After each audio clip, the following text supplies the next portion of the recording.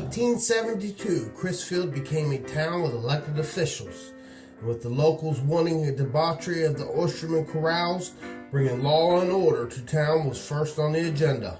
The method they chose to tame the wild element was an all-out prohibition on alcohol. The enforcement of this law was difficult and almost impossible. The first jail was built on 9th Street, and due to the efforts of the brave lawmen, the cells had frequent visitors. This law also saw the rise of the moonshining industry. Many hid right in town, and others moved to the outlying islands. One bootlegger set up his still directly on the Maryland-Virginia line, half in each state.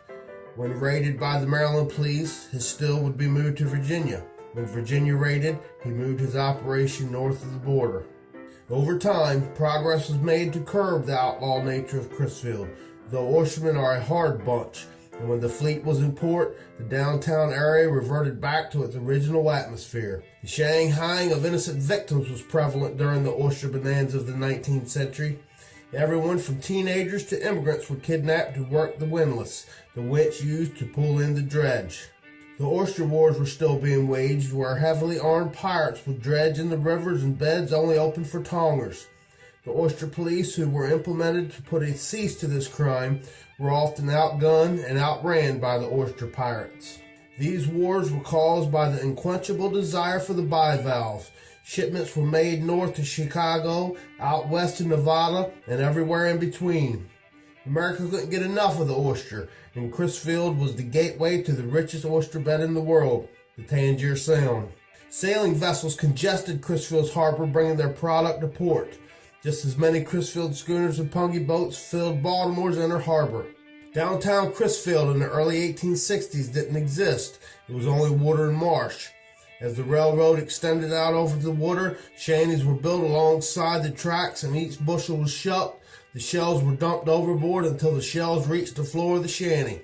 Then the shanty was moved out over the water, and the process was repeated. Boats were built that could ride right up onto the oyster banks, so they could offload at the tracks. Oysters were everywhere. One visitor wrote that the entire town was white. White buildings, white shells on the ground, and the aroma of defunct oysters filled the town. This visitor may not have enjoyed the scent of the oysters, but to Crisfielders, this was the smell of money. Many locals were making a fortune from the water, yet other Crisfielders followed the water to other areas of the world.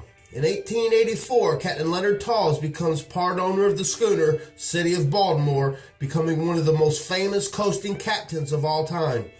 He would race schooner captains to the West Indies and rarely lost, though he never lost a vessel, a feat few captains could claim.